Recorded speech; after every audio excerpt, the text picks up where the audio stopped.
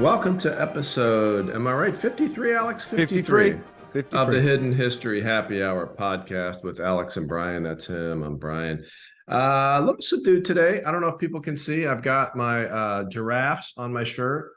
And this is in honor of my mother, who died exactly 8 years ago today. And we miss you, Mom. And because I couldn't discern from our stories what our characters would be drinking, I decided to go with my mom's drink, vodka tonic. Well, muzzle and salute to your mother. I am having some Sauvignon Blanc, and I figured that's what Jean-Baptiste Bernadotte would be having. And I am having this particularly from the Jordan estate in South Africa, not only because, Brian, you and I have had this Yeah. at High Timber when we recorded the great live episode, but also because when phylloxera struck in Europe, the last true vines that had older heritage than our own, because we were basically cleared out, were the South African vines.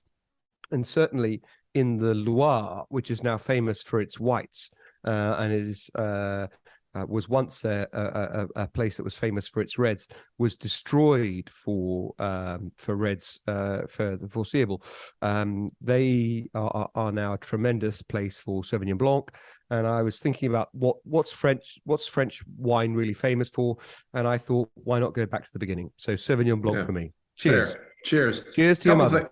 Couple things about that. Thank you. So one, I forgot to explain why giraffes matter. My mom used to collect giraffes, like figurines. Any place you go in the world, she wanted you to bring a giraffe. So that's why the giraffes.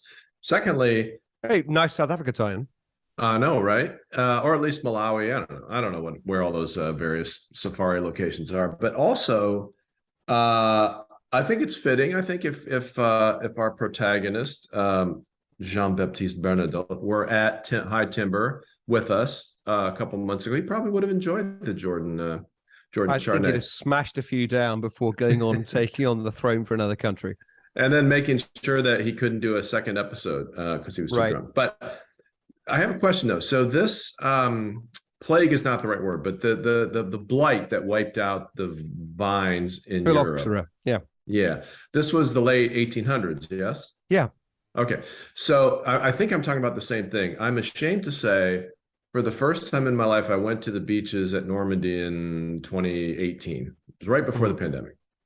And our guide was this, great Frenchman who I don't think they probably put them on as guides unless they have a pretty favorable view of the outcome of World War II, which hopefully everyone does. But he said to us on the little tram ride over to the beach, he said, hey, I don't know if you know, but America saved Europe 3 times. So there's World War I, it's World War II, and then there's when we had this blight of all of our vines, and you sent a bunch over from Napa Valley. Right. And so the New World rescued the Old World for wine, and here I am now drinking actually beautiful Sauvignon Blanc. My wife is allergic to Sauvignon Blanc, so I can only really have it on my own or when I'm out. And that may sound like a silly, but it's true. She comes up with that in hives when she has Savvy B, so I have to have it on my own. But you're right. The New World has saved the Old on several occasions, not just in wars. And I will have to say, but in the right back at you category, once again, cheers to your government for leading the way on long-range missiles to Ukraine. Much obliged. Not the first time that you've stiffened America's spine. I hope it works also this time. Well, Slava Ukraini, and as some of our listeners made, we have 2 new listeners and followers who accosted me today, Caroline and Pia, who were saying how much they were looking forward to listening to this episode.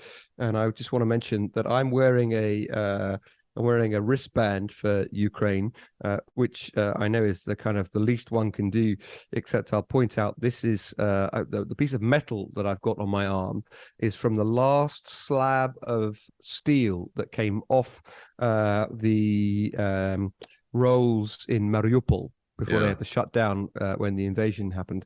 And they cut them up into 3,000 pieces, and to various friends of Ukraine, they sit on our wrists. And I'll wear this until the people of Ukraine are free. Yeah, well, good on you. Cheers. I don't know if I can still get one, but if I can, I will. Yeah. And speaking of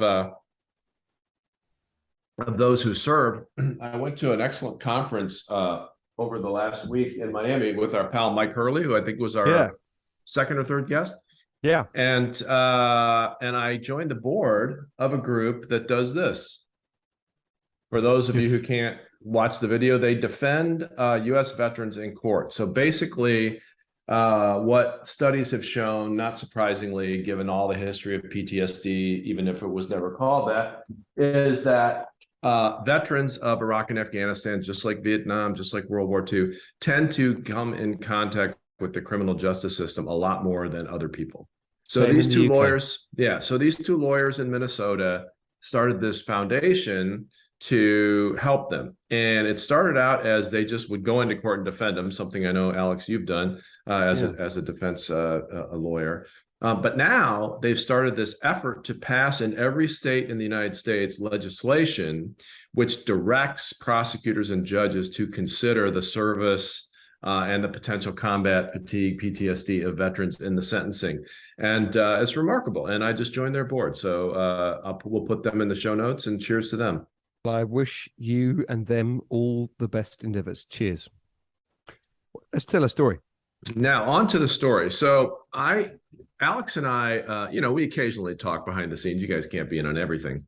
And we realized, unless you pay extra, that's coming later, and never mind. We realized we had never actually told the OG of the OG. So our viewers and listeners will know that I now refer to Lessons from History, Volume 1, which I'm showing on camera, as the OG, and the second unimaginably named volume as Volume 2. And this is the first story from Volume 1, which we have talked about on the podcast in the context of how, Alex, you came to start this endeavor in the first place. Never told the story. And we're going to resolve that now, and we're going to bracket it with the most recent story. Take it away. Thank you very much. First story I ever told on Twitter. I didn't know if I was going to do 5 of these stories. I was just sitting in lockdown, and I wanted to tell a couple of stories on Twitter. And fast forward, book deal, another book, 2 books, podcast. Who knows what's next? Feature film. This is the story of Jean-Baptiste Bernadotte, who joined the French army when his ambitions of following his father into the law, a noble profession, as you know, Brian, were stymied by his father's death. At the time, of course, you needed support to become a lawyer in your first years of practice. And he was, the annals record, a brilliant soldier. He gained rapid advancement in the French military. And the French military was very busy at the time in the late 1700s, early 1800s. And he married, this is relevant, he married a woman who had previously been engaged to Napoleon. Napoleon had a brother, older brother, who got married as well. And he, Jean-Baptiste Bernadotte, married the sister of the woman who married Napoleon's brother, who had previously been engaged to Napoleon. The Bonapartes like to keep things tight. Of course, he asked his brother Joseph, go be king of Naples. No, I've changed my mind. Go be king of Spain. So you can understand this is relevant because Jean-Baptiste Bernadotte's supposed connection to Napoleon comes into people's minds later. In the War of the Fourth Coalition, the coalitions were the various people fighting against France at different times. And I think it's very flattering to the French that this is how we had a numbering system when you think about it. France against everybody else. France against all comers were dispatched, and who's next? There were 7 of these in all. The last, of course, ending with Waterloo and exile for Napoleon. Anyway, this is the War of the Fourth Coalition. And the Prussians, famous fighters and famously successful normally, under Blucher, were taking a beating at the hands of the French. And Blucher was one of the most feted and decorated German Prussian officers of all time, nicknamed Marshal Forward by his men in honor of his aggressive fondness for advancing. Such tendencies, I must tell you, Brian, were not in evidence at the Battle of Lubeck. So 1806, Battle of Lubeck, Jean Bernadotte and co. catch Blucher's retreating army and absolutely marmalize them. and reflecting the That's not a everybody. good thing, right? It's more than It's not decimating. it's not a good thing. It's chewing them up, Yeah. and reflecting the everyone against the French trend of the era. There were some Swedes fighting at Lubeck alongside the Prussians against the French, and our friend Jean-Baptiste Bernadotte and his men captured them and treated them courteously and treated them well. He also tried in vain to try to treat Lubeck well and failed as his men sacked it. But the point was he treated his captives well. And the French had better and more pressing things to do than keep a clutch of Scandinavians captive. So, IKEA awaits for you at home. Off you go. Bernadotte releases these Swedes, and these Swedish noblemen poodle back home to the Nordics. And they head home to a problem. The Swedish king was, one, heirless, and two, very rapidly going senile. So they asked themselves who should be the next king. And the veterans of the Battle of Lubeck had an outsized, heroes of Sweden, outsized role in this discussion. And they said, well, hey, how about that nice Frenchman who was so decent to us very recently at the Battle of Lubeck? Showed some leadership. He was decent to us. We liked him. He's obviously close to the Emperor Napoleon. That couldn't hurt. Why don't we make him our king? And so it was that a Frenchman came to be ushered onto the throne of Sweden. And one of the reasons I find this fascinating, the House of Bernadotte reigns in Sweden to this day. Yeah. Right? The House of Bonaparte burned very bright, but it burned very quickly. Mm-hmm. And within a couple of generations, it was, for all purposes of ruling France, was extinct. So the lesson I told, it was the very first story I told in my Twitter stories and in the book. What's the lesson you can take from the story? Well, when you've got the whip hand, sometimes it pays to be nice, and people remember it. And this is a lesson I believe to be applicable beyond one's behavior to defeated 19th century Swedish minor nobility. And the story deserves a postscript, and it is this. Jean-Baptiste Bernadotte was crown prince for a while, but as the king of Sweden was well and truly gone by the time of his appointment in 1810, he was really running things behind the scenes and quickly became king. And what did the newly Swedish crown prince do? He took his new country to war against France. What can one say? The man had a land. That's the first story from Lessons from History. This is the last time I believe I'll ever quote Donald Rumsfeld, but to paraphrase him, you don't go to war against the country you want, you go to war against the country you have. Man. Right. So cool story. Very interesting that it launched your adventure that I've been fortunate enough to join. And we've talked about how that happened. I wonder in the grand annals of the 2 volumes of Lessons from History and what you've put out since, you gotta, I think, rate the turning of the son from Sao Paulo against his father in Brazil as the biggest pivot, right? But is this the second, would you say? Yeah, I think it is, not least because, of course, his wife was still married to Napoleon's brother. Right. Sorry. His wife was still the sister of the woman who was married to Napoleon's brother. They were still family. So I always think it's interesting. So my wife's brother is married, and so that's my brother-in-law. But his wife is nothing to me. People will often refer to that person as sister-in-law. In law, even though you have all manner of first cousins, second cousins, third cousins twice removed, that is actually somebody who's nothing to you. Right. But in that Napoleonic era, the person who is the husband of your wife's sister is, that's a pretty close tree, especially if you served with Napoleon, who was the brother of that person. I mean, remarkable pivot.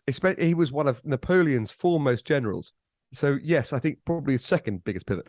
Yeah. Only thing that would have eclipsed it is if I'm going to say Thorgans because I can't remember his name. If the Viking brother would have turned on his English brother at the pre-battle, which he That didn't. that was my brother. I think is one Yeah. of the saddest stories we've told. But I like it. I like it very much. Good Well, reference. we're going to bookend this episode because that's the oldest Yeah. story, and then we're going to get to the newest story. But let's talk for a second as we sit here in mid-May, May 17th of 2023 about Ukraine. I opened the show thanking your government for leading the way again on a new class of weapons. It seems to me highly likely that by the time we release another episode, the Ukrainian counteroffensive will have begun. As we sit here, the news over the weekend is that the hypersonic missiles that Vladimir Putin said were unstoppable, 6 of them reportedly were stopped over Kiev by U.S. Patriot missile systems. Where do you see this now? You've always been a little more pessimistic, I think, than I have. I've always been a little more hopeful that we won't blow ourselves Well, up. Where do you see it? no. Well, I want the Ukrainians to win, of course, Mm, and I want them to of course. prevail in a way. So the pessimistic people are the people that when this um, terrible, unjustified, unlawful act of aggression by Putin, this invasion of a European country began, the pessimistic people were the people who said Ukraine's going to lose. They're going to have to Right. roll over. They're going to have to give up. They're going to have to surrender half their country, whatever. The whole country is going to be run by Russia. Those are the pessimistic people. I've never thought that. I may be more pessimistic than you in this. I think that I admire more than I can say. I think Zelensky is a hero for our age, and I admire the Ukrainians who continue their fight. I don't think that in any settlement that may be forthcoming in our lifetimes, the Ukrainians will get Crimea back. And that is regarded as pessimistic by Ukraine, who maintain with some validity that they should have territorial integrity and Right. have their whole country back. But beyond that, I don't think I fall into the too pessimistic box. I do fall into the fear of the madman box. I fall into the fear that Putin, as he feels the walls of failure closing around him, will be desperate. And desperate people do desperate things. And we mustn't forget that he has an arsenal, albeit aging, around him Yeah. that can do terrible harm to the world. In that regard, I happily embrace the term pessimist because I can, or cynical. I'm a cynic. I am a cynic in that I think that before Putin is or can be removed, he might do terrible things.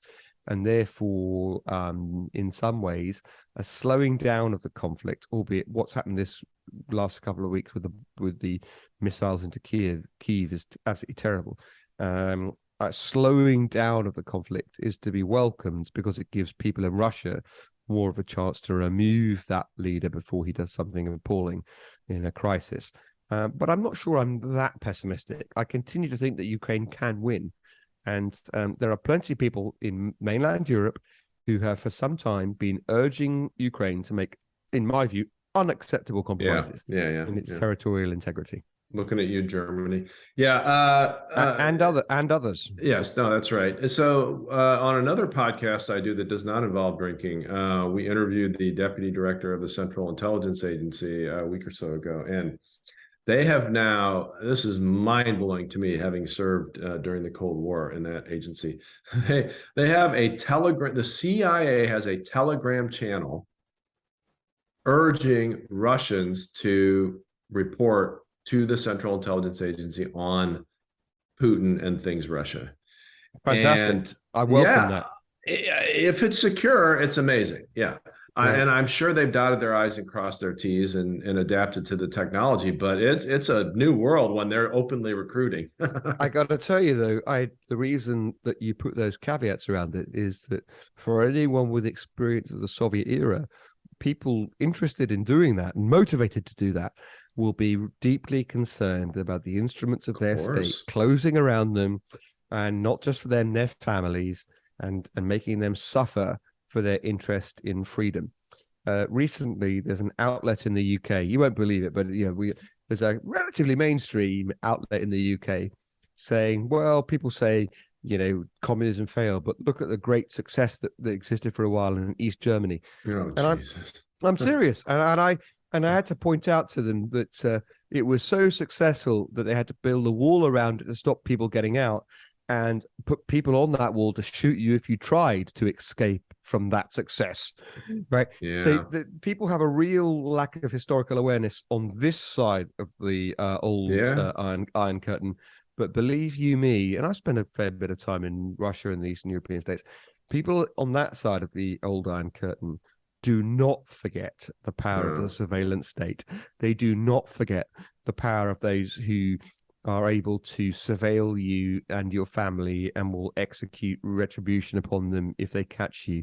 And I can well believe that there are people who would be willing to talk to the CIA or whoever about what Putin's getting wrong, but feel they shouldn't. Yeah. Well, I think it's also generational, right? So right. My daughters are 24 and 22, and I'm not going to speak for them, although it wouldn't matter because they've declared to me they will never listen to my podcast. But they, when they hear the word socialism, what they think of is gentle old grandpa Bernie Sanders who wants to pay off all their student loans and give them universal health care. And they just have no, I know I sound like grumpy old man from Saturday Night Live now, but they have no conception of what an actual socialist communist dictatorship actually is. None. Right. And I don't think they're being taught that. Right. And that's the case in my country too, to a certain degree, albeit it's very interesting. The Cold War is once again a rich seam of narratives and storylines for movies. Yeah. And I hope that that's, even if it's romanticized, and some of it's Ost kind of romanticism, some of it's romanticizing what happened on the eastern side of that Great Divide. I think that there's a good chance people understand the persecution through modern movies. Well, I hope you're right. And as you said, Slava Ukraini, hopefully by the next time we connect, we'll be deep into the counteroffensive.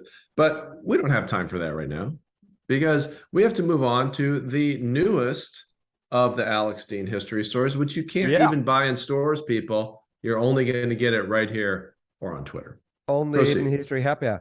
And actually, I've enlarged the story somewhat. Every single story that I told on Twitter, and we are nudging 200 now on Twitter. But there's a clutch, I think, in the first volume, I think 10 stories. In the second volume, I think 10 or 15. So we're well beyond actually 200. But in each one that I told on Twitter, it was improved and edited and corrected with help from people online and with the benefit of hindsight when they went into the books. And that includes this one. So this is a slightly improved version from the story that I told on Twitter. But this is the 199th Dean history told on Twitter. And, wow. Well, Ryan, so we're going to have an occasion for the 200th. Don't release it without me, pal. My friend, it will be possibly our next podcast. And like a number of those that I've told, this is a story about what might have been. Yeah. It's also, by the way, a story about grammar, which I, as the son of an English teacher, enjoy. And this is told from Lady Victoria Weems, if that's helpful for people to pronunciation of Weems. Wemyss, pronounced Weems. And Lady Victoria was the last surviving godchild of Victoria, and she lived to 104 years young. She worked during the Great War, the First World War, in a munitions factory, which she told people she enjoyed enormously.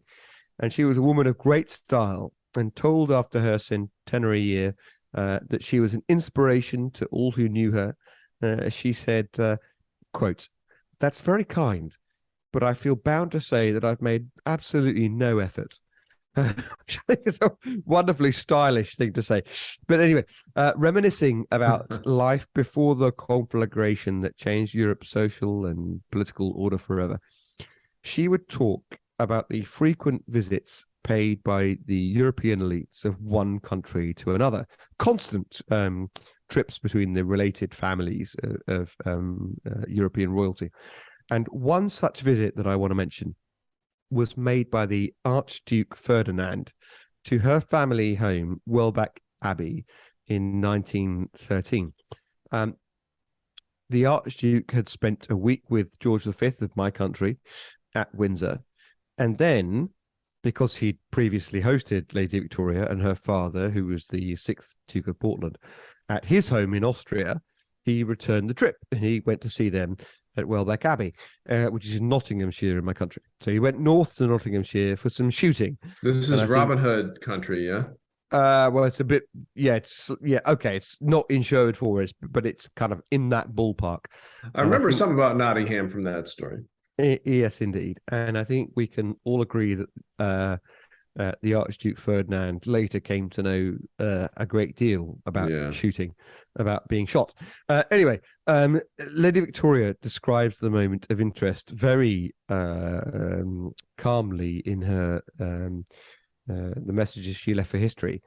She said that during a shoot, and the Archduke Ferdinand was a mad pot hunter. He used to love going out shooting, and people who follow me on Twitter have sent me pictures of his hunting lodges decorated with the heads of all the various beasts he'd killed.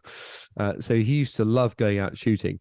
And Lady Victoria said that during the shoot that they were on out in the grounds outside Welbeck Abbey in pursuit of whatever it was animal, the ground was slippery and a cartridge went off and the shot just missed him.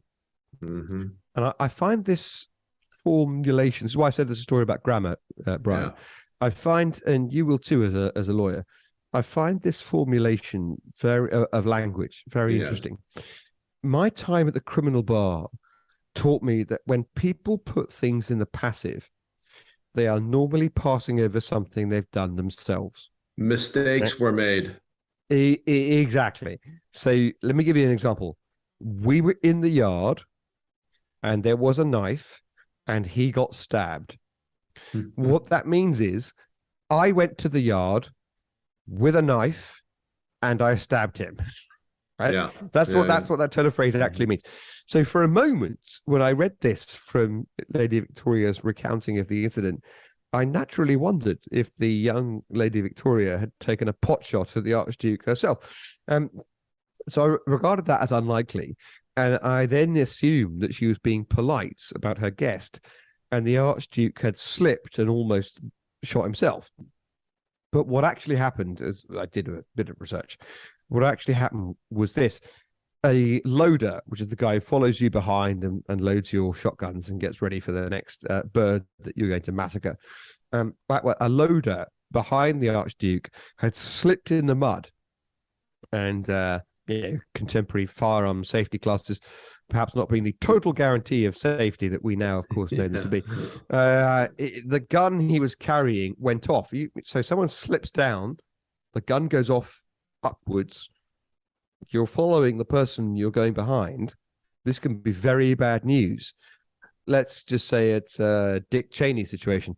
You went there. Okay, all right. The gun the person's carrying goes off behind the person he's loading it for. You are necessarily close.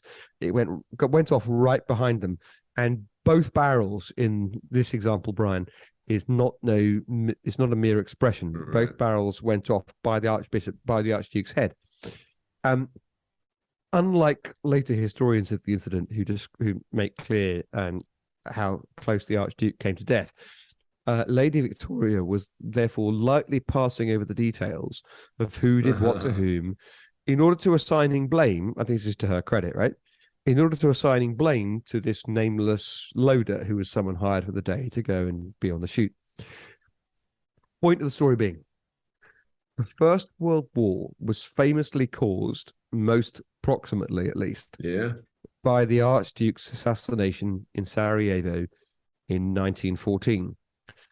But in order to be there, to be assassinated, it was necessary that his head had not been blown off in a freak accident by someone slipping behind him in the mud of Welbeck Abbey in 1913.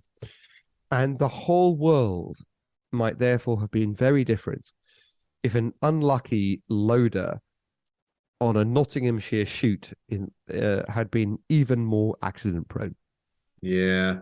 Well, yeah, you are touching on my wheelhouse now, my friend. So, if this podcast ever ends for whatever reason, which I don't anticipate, we will be doing a science fiction podcast because endless random coincidences slash time travel stories fascinate me. So on the one hand, yeah, if he had been killed at that estate a year ahead of time, he wouldn't have been around in Sarajevo to get assassinated. But who's to say some other, royalty wouldn't have been in that same cart in the same I wheelhouse, believe I believe the First World War would still have happened.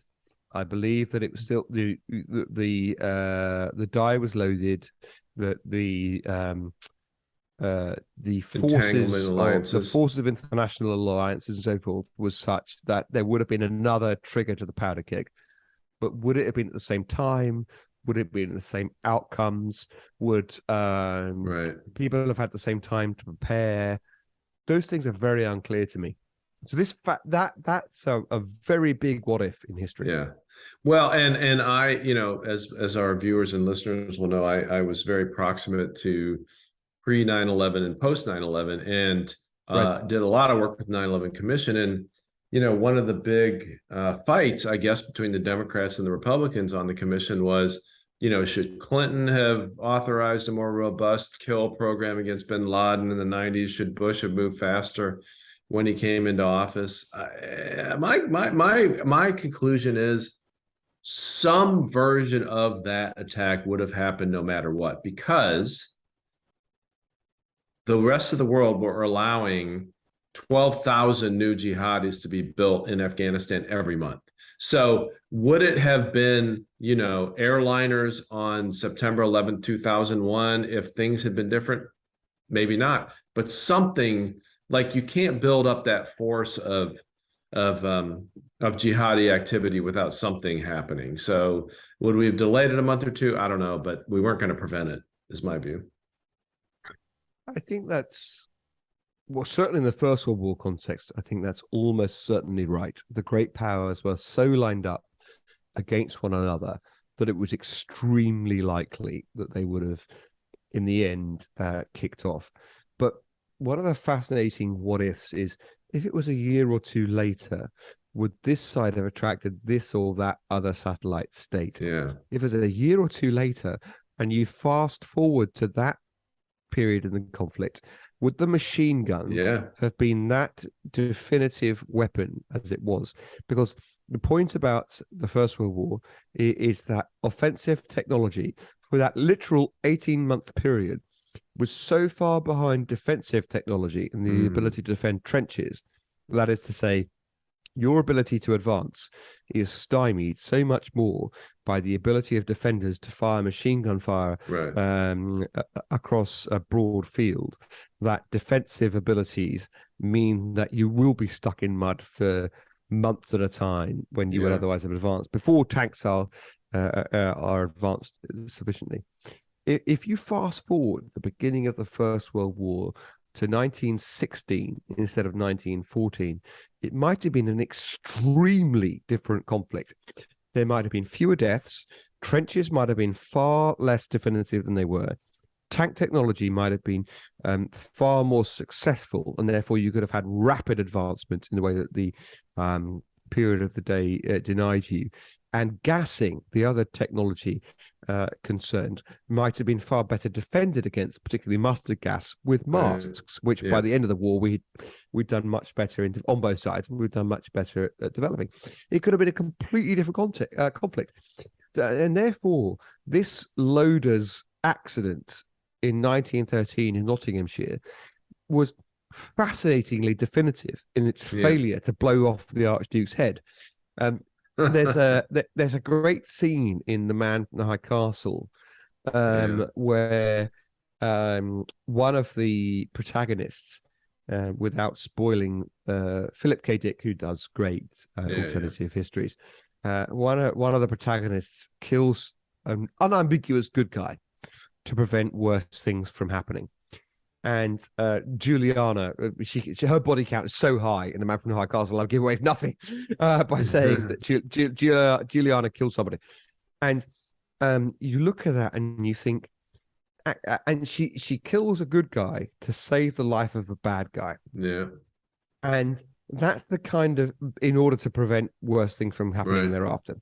And that is the kind of conundrum we face with the Archduke, because as far as I know, history regards the Archduke Ferdinand as someone who was basically not to blame for the First World War. He hadn't done terrible things. He didn't want genocide. He didn't want trench warfare. He hadn't set out to persecute people.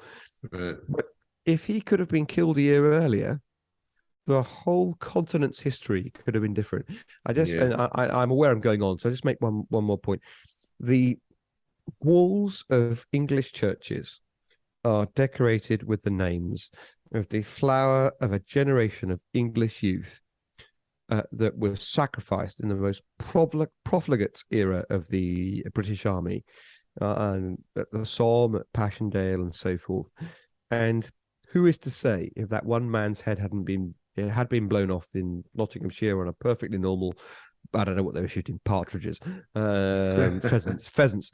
If he hadn't been a pheasant sacrifice, the whole future of England and therefore the continuity of a different English way of life might have been completely different.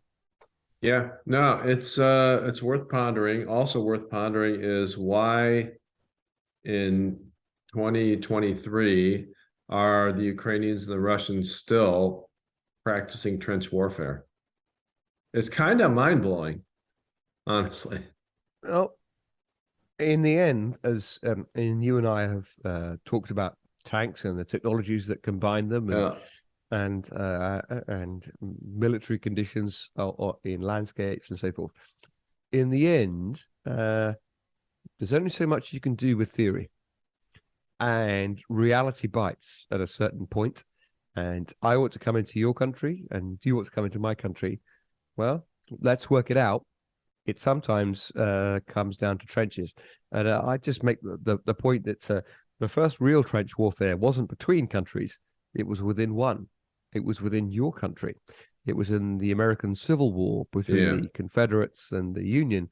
And that was where brutal, awful trench warfare was first. And the interesting thing, I don't mean to be flippant, there are many interesting things about that terrible conflict. But one of the things that determined that conflict was that medical science, which came leaps and bounds after was so far behind modern warfare ability to inflict wounds that in that conflict, small wounds and middling wounds more often led to death and to complete debilitation than fast forwarding to today, where people can suffer terrible injuries on the battlefield and be medevaced out and survive things that in the past would have led to death or at least permanent but there's a flip side to that, and I won't pull my veterans defense textbook out again, but the flip side to that is that you now have exponentially more survivors of war than you would have had 50 years ago, but they're severely damaged. And now they're back in society in ways that they wouldn't have been in 1947 because they'd be dead. And we have not calculated how to deal with them, and we need to. Same here. We have a far higher percentage of homeless people in the UK who are veterans, as you would call them, people who've served our country, than any normal indices of population would suggest. I think we do too. Well, I can't think of any way, dear listeners and viewers, to spin that in a positive sense other than, if you have an ability to help a veteran in your community, do it. And we'll see you next time. I have a more positive note to end on, do it. Which is that Jean-Baptiste Bernadotte's story tells us that sometimes you got to seize the main chance, and your descendants may thank you for it. At the time, going from being a marshal underneath Napoleon to Yeah. being the king of Sweden would have seemed a downgrade. History shows us it was an incredible move, and your great-great-grandchildren, now on the throne in Sweden in that case, may thank you for it. Still in power. Cheers. See you next Cheers, time. my friend.